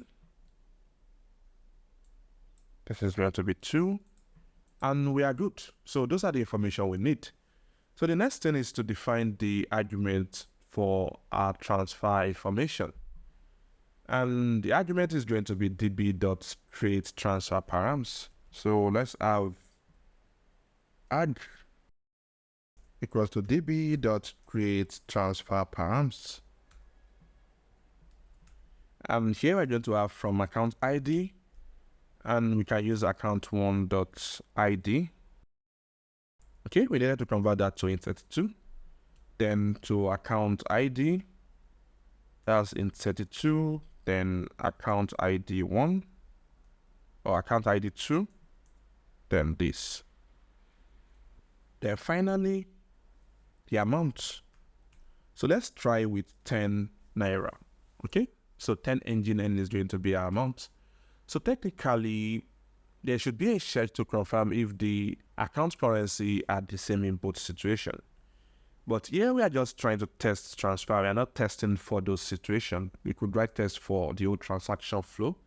So if we are going back to our API, remember we're going to check for if the account actually has the amount it wants to send. Then also we're going to check if the currency are the same input situation. But we will ignore that here because there's even much more flow to consider here. Okay, so we have access to the store because that's what we used. And here we can have tx, error into test query dot transfer tx, like that. So here we're going to have context dot background, and we're going to have our arguments. So we're expecting everything to be successful. So again, let's get our verifier. So we'll copy this too. So we expect no error and we expect not empty. That's TX. However, we still have more information to check. So we want to check if a transfer actually happens. So here we can kind of comment it out. Tests transfer, tests entry, then tests account. So more like testing the account updates. So let's do that.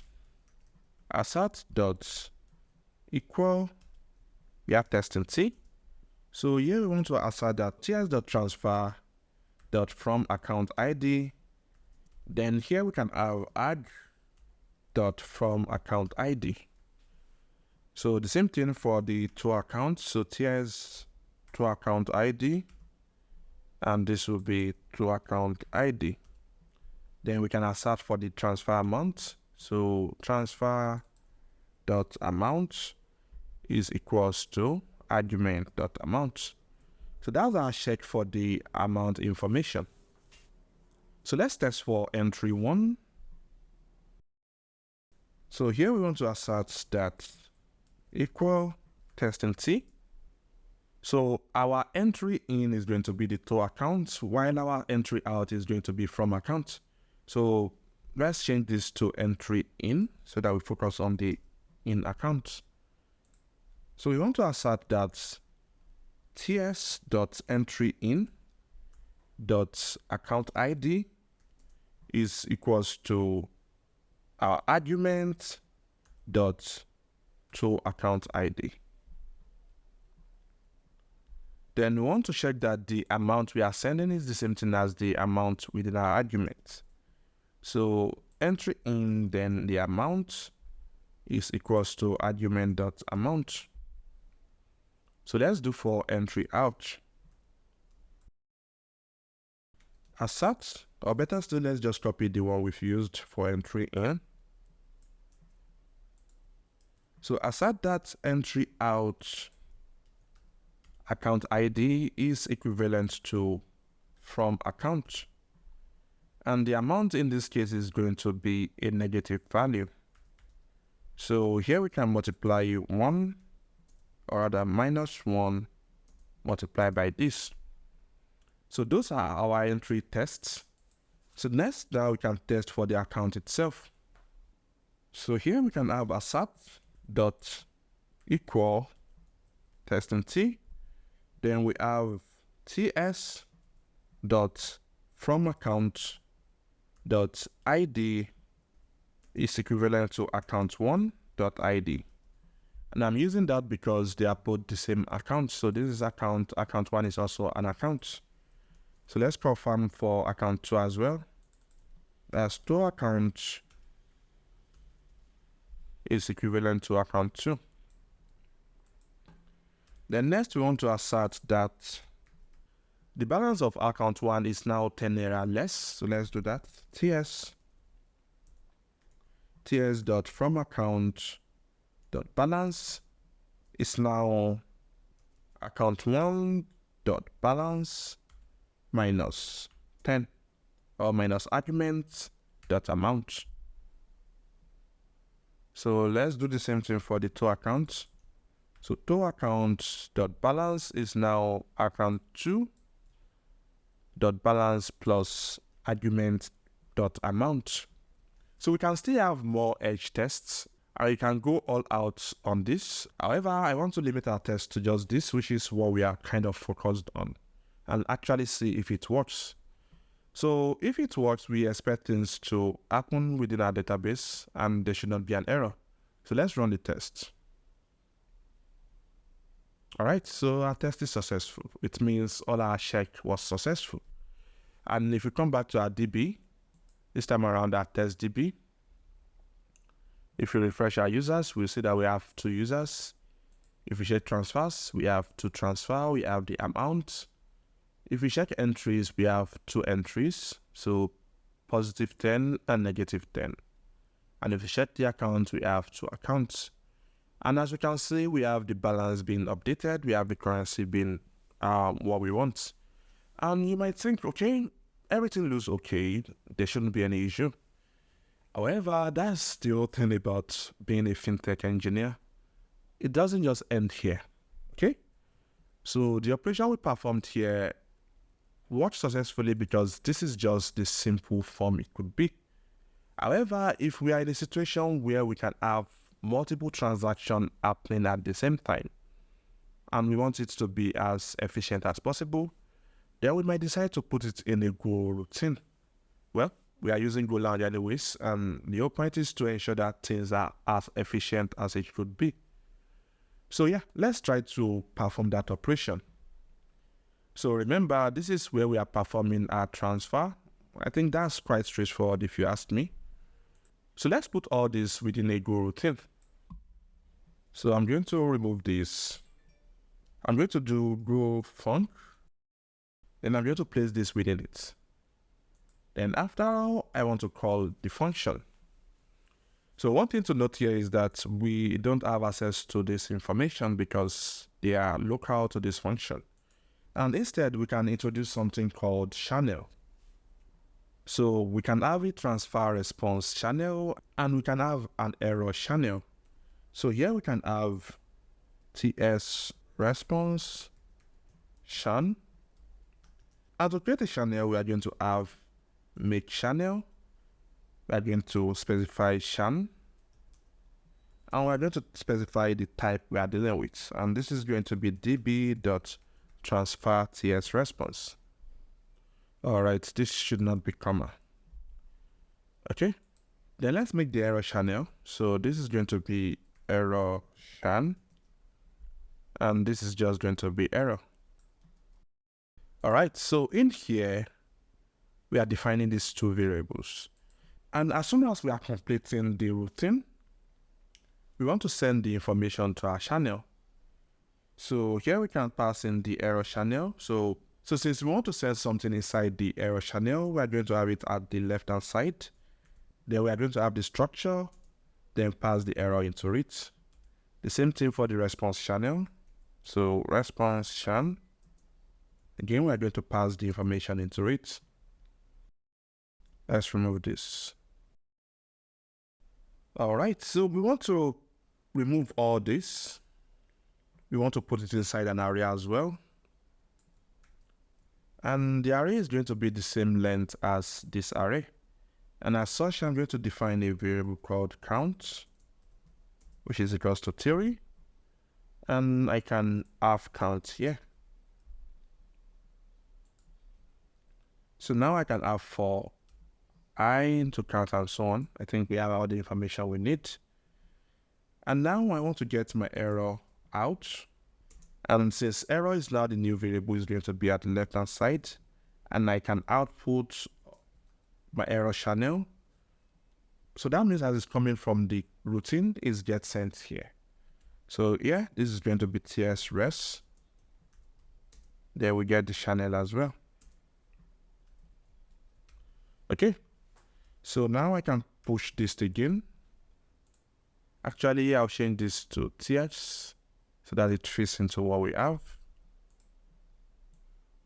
And yep, I think that's what we want to check for. So let's see if our operation is still successful in this scenario. So let's run our test. All right, so our test is not correct, and that's because a Go routine doesn't run in a linear form that we've envisaged. So as a result of that, the balance is changing. So instead of having this way, we can remove this amount information. And what we want to check at the end of the day, if we get the account ID information now, is to see if the amount is now 30 naira less or increment. So now we want to get to account 1, comma error. So here we can have test query dot get account by ID. I think that's what I need. Context.background, then account 1 ID. Then the same thing for account 2. So this is going to be account 1. All right, we have account 1 already. So let me say, so this is going to be new account 1. And this is going to be new account 2. So this is going to be account 2.id.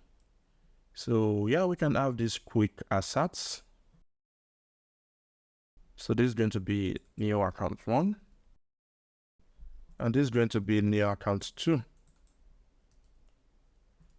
Then finally, we can now have our account assertion.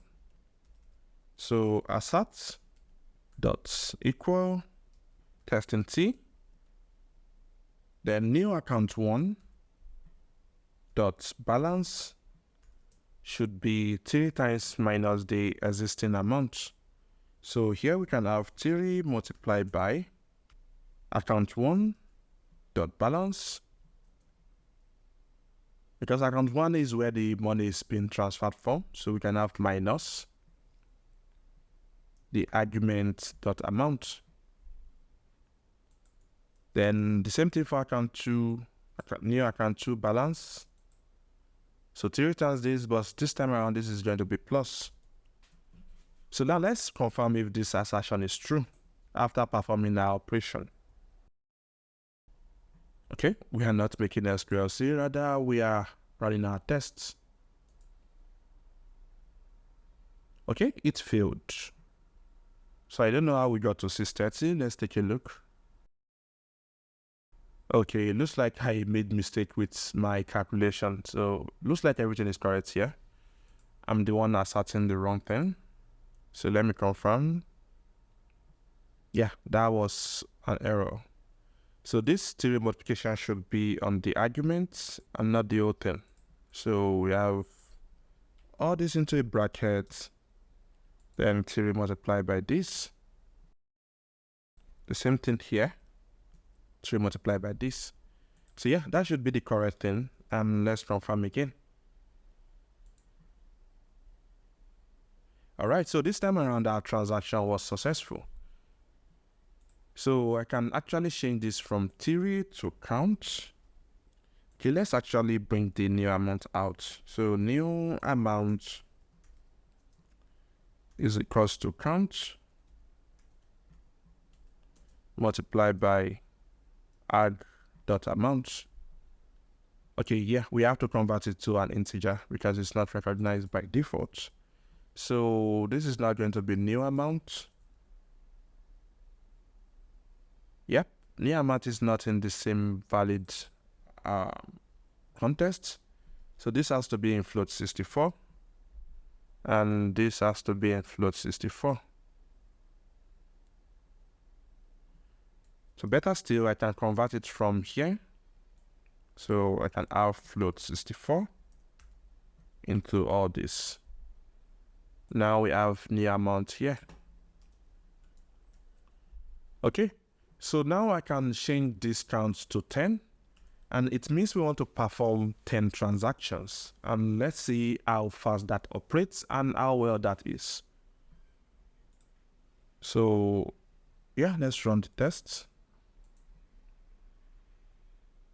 Okay, so as you can see, it was so fast. It happened within 1 second.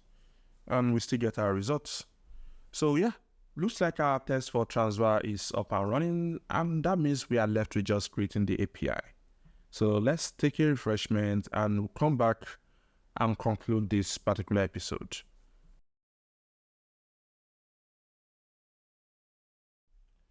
All right, so now it's time to create our transfer API. So let's come back to our API within account. We can close this for now. And let's come back to the server itself. So contrary to creating new queries like this, we want to use the new store we just created because that has information about the transfer TS. So we are going to change this from db.new to new store, or rather db.new store. And as such, this is not going to be queries any longer, but db.store. Okay, so that's all we need to do. And we're good on that note. So coming back into our account, we are going to create a new endpoint. And this is going to be a post request. And here we're going to have the transfer. Okay, so I called it transfer as well. So copy this. So again, we are not going to need the from account ID because the logged in user will fill in for that. However, we are going to need the to account ID. So here we define our function associated to the account struct. Then here we have transfer. So gene context, and we have this. So let's define our requests. So here we're going to have type transfer request struct. So we're going to need the to account ID. So I want this to be int 32. Okay, and we have the JSON representation like that. Then we have the amount as well. The amount is going to be a float, 64. Then the JSON representation as well. Okay, so those are the information we need from the requests. So now let's define our variable. So var tr for the requests, or rather, let's have tr equals to new transfer request like that. Then we can check if there's an error. So if e into c dot should bind JSON into and tr, if error is not new. Oh, okay, I made a mistake here. Should be this. So if error is not new, that means there was a bad request. So I can send one of our bad requests response. So let's copy this. And we just change this to error.error. Like that. So we've not told it if this is going to be required. So let's have binding equals to this is required.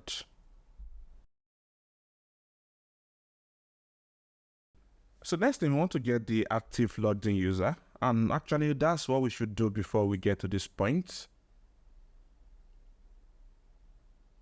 So we can do that if we copy this. And we paste. So we want to first confirm if the user is authorized before performing any of this operation. And yeah, we can do that with this. So now we have the user ID and we can get the user's account. And I can see a little bit of an issue here. And the issue is that we want to confirm the account the user is transacting from. So let's confirm that. So that means we are going to need the from account ID as well.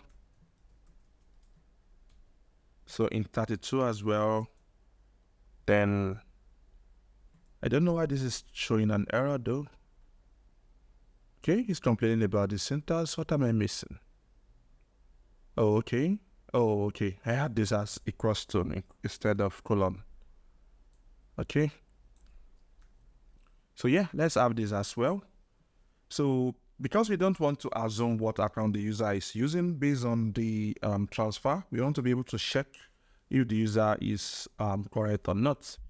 And technically, we also want to check if the logged in user matches with the from account ID.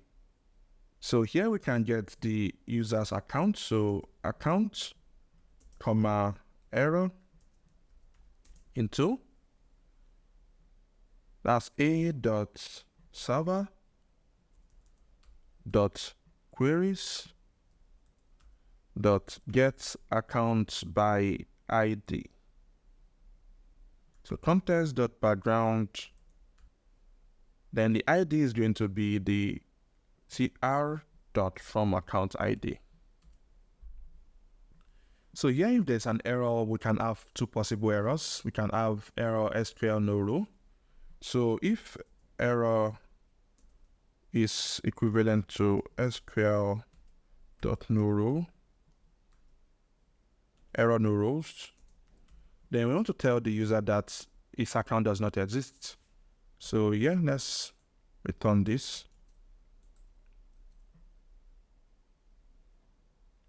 So we want to do all this if error is not new. So if error is not new, then I want to perform this operation.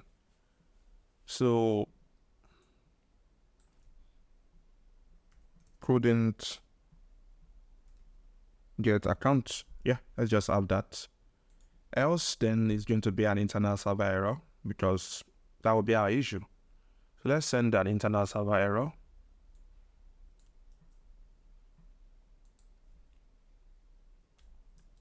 Okay, then we have the return. So that's about that. So now that we have the account, the next operation is to confirm if this account belongs to this user. And we can now say if account dot user ID is not equivalent to the user ID, then we can return the same error that account could not get account. Okay, because that's not your account.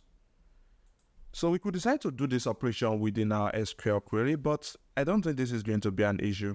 Okay, this is golang, so it should be fast enough to boot through this. All right, so we are good on that. So here we've confirmed that the account belongs to the user. So next we want to confirm the currency. So as a result of that, we want to get the two account information. So I can copy this and paste here. And here I can have two accounts. And here is going to be two accounts.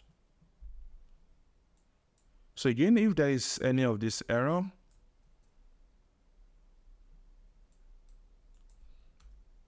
we can paste here and say cannot find account to send to, something like that. So now we have access to the two accounts and we've confirmed that it actually exists within our system. So the next thing is to confirm if the two accounts currency is the same thing as the from accounts currency.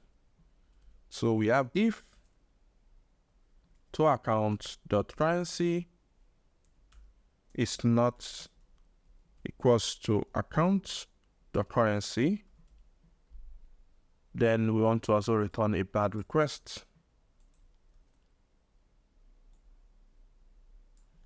Currencies of account do not match. Okay, so now we've validated all we need to validate. Now it's time to perform the transfer. So let's create the argument. So ts add equals to db.create transfer params. So we have the from account ID, and that will be account.id, or we can just use tr.from account ID because we've confirmed that. Then we have the to account ID, and that will be tr.to account ID, and finally the amount, which will be tr.amount. So now we have tx, comma error is equals to this. So here we can now have a.server dot queries dot transfer tx. So I'm going to have context dot background, and we are going to have ts add. Okay, so if there is an error, then that means there is an issue with our transaction. So we've confirmed every other thing we need to confirm. So if there's an error, then it's an internal server error. So here we're going to change this to internal server error. And here I'm going to have encountered issue with transaction. Okay. However, if everything went through, we want to return our transfer information. So here we can return, or rather return, we just have c.json. And the status here is going to be created because we are creating stuff. So http dot created, then comma, we're going to send the TX. So we're actually sending the OTX just because we can. Why was I checking currency here? This actually should be if error is not nil. Okay, we've checked the currency already. So yeah, I think we're good on that note. So this is our implementation for transfer. And let's run our server and see if it works. First, let's do make tests.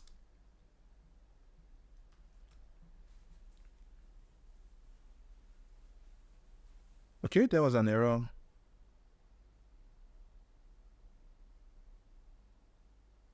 Yeah, we are trying to delete users and stuff. Yeah, I think that's something we could look into. Yep, so before we can delete a user, we have to delete the account associated with it. So we are still going to resolve that. So that's something that has to do with we clearing out the user. A little bit we clear out the account first, then it could have been easier. Okay, so let's ignore that for now. Let's make start.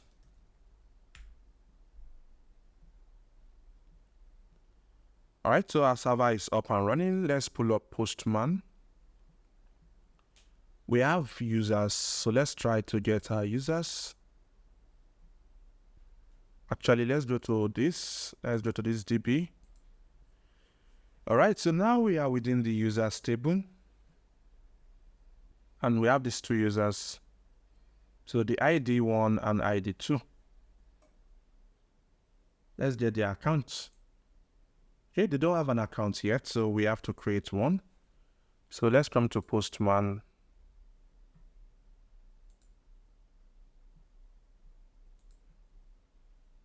Body. I don't know why we don't have an account though. We don't. Okay, let's create one. So let's log in first. Log in. Get the token. Then we authorize the user. So now we have one account for our user. Let's create another account with engine N for it. So we have another account. So let's log in with our second account. Let's copy the authorization token. Let's come back here. Let's change the authorization token. And let's create an engine N account. And let's create the USD account as well. All right, so we have two accounts, and now we can change this to get requests, and we can list all the accounts for each users. So the next operation is to transfer. So HTTP account transfer. So this is going to be a post request, and it's going to require an authorization token. So let's define a body first. Okay. Oh, okay. I think we have an issue though. We didn't check our balance. So let's do that. Yeah, we can leave the server running. Let's come back to our account. So we've checked for currency. Let's check for balance. If account.balance is less than the tr.amount. So yeah, there's also this condition. So we can say you don't have enough balance. Okay. So with this, our server should have restarted and we are good to go. So So now we can try to make this request, which is going to tell us that we are not authorized. So let's use this user's authorization token. In this case, this is going to be the from account. So let's get a bearer token. Okay. So now that we are authorized, we don't have anything within our body. Let's see what we get. So yeah, it's telling us we need to fill everything. So here we're going to have from account ID. So if we check it out, this is the structure we are looking into. This and this and this. So this from account ID, just as I've typed it. And the from account ID is expecting an integer. And if you take a look at its accounts, we have 3 and 4. So I'm going to specify 3. Then we need it to account ID.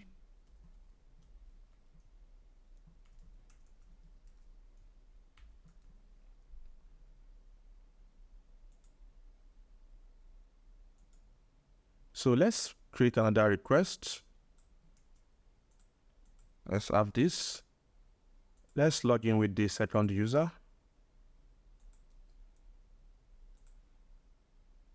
So copy this. Let's come back here. Let's specify an authorization token. Bearer token. Now we sent. Oh, this is wrong. Now we sent. So now we have the accounts for this as well. So the account here is either 1 or 2. So yeah, I'm going to change this to 1. So that's the 2 accounts I'm sending to. Then I want my amount to be 500 or 400, anything. So let's see what happens. Okay, so I have currencies do not match, and let's see why. So the 2 account ID is 1. Let's take a look. So the currency here is USD. The from account ID is 3. Let's take a look. The currency here is NGN. So that seems to be working. So let's change the currency. Let's change the from account ID to 4. And yeah, we get you do not have enough balance. So in the future, we are going to look at how to add money using our ATM cards. So we'll be using Paystack to achieve that. We can easily use their test cards to achieve that. But for now, let's just make this work. So I'm going to add money into the account. So USD. So here I'm going to add 1,000. Actually, let me change this to 0. That's where I'm sending money to. And I'll change this to 1,000. And I'll commit this. So now I have enough money. Okay, so let's make the request again. And as you can see, we have our results. So from account, our balance is 600 after sending 400. And the to account, the balance is 400 after sending 600. The entry out, the transfer. So we have all the information we need, and if we come back to our table plus and refresh, we'll see that we get the updates. So yeah, we have our transfer working, and this is where we'll be drawing the curtain of today's episode. So in the next one, we are going to focus on implementing the UI, and then we can try to pull something in with Postman to be able to add money, because I don't think it makes any sense to be adding money from our DB. But until then, let's dwell on what we have so far and kind of understand the whole process. That'll be all for today. See you in the next episode. Bye for now.